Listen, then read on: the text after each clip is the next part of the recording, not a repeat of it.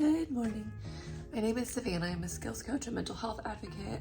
And today I wanted to talk a little bit about the sensory demand on autistic mothers. Now, this is referencing some research done by Dr. Megan Anna Neff and Dr. Kylie Hanish.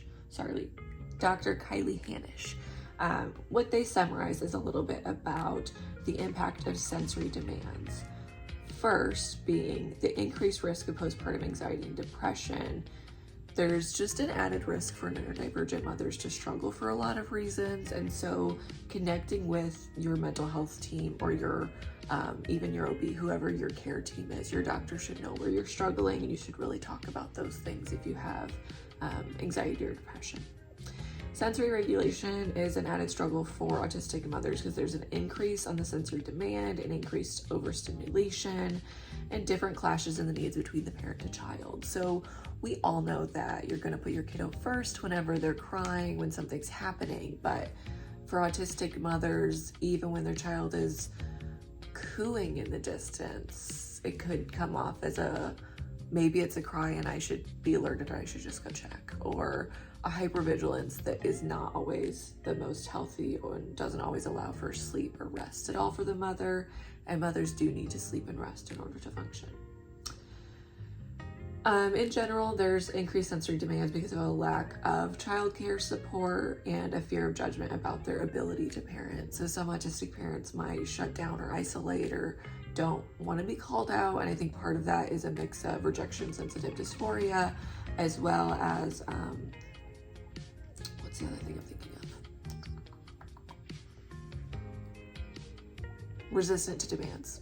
It's difficult when people tell us what to do, so childcare is an especially sensitive topic that we want help, but how that help is communicated to us is going to make a huge difference. Like, I am very resistant to my husband telling me an easier way to chop up vegetables, which is the easier way, and I'm going to listen to, but in the moment I'm like, no, why would I do it that way?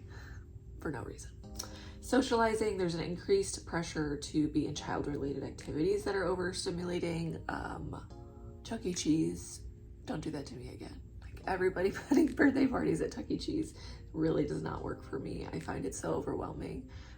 Those big warehouses where they have sports games, soccer games, all the kids stuff, those are also really overwhelming to me. It's not even that they're crowded, but something about how huge those buildings are. I don't know.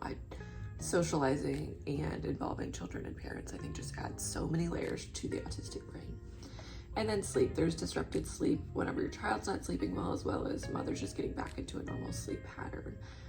So it can kind of be an endless mix of demands on your emotional sense, on your physical body.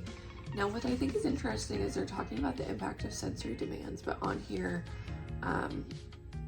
I don't see any mention of like the actual crazy sensory stuff that blew my mind. I knew childbirth would be a messy experience, but I don't think anybody talks to neurodivergent women or women enough about how much your physical body is going through a major recovery after birth, whichever way your baby gets here. If you go through a birth, you're healing from the inside out, and you are rebuilding, and you literally just built a life.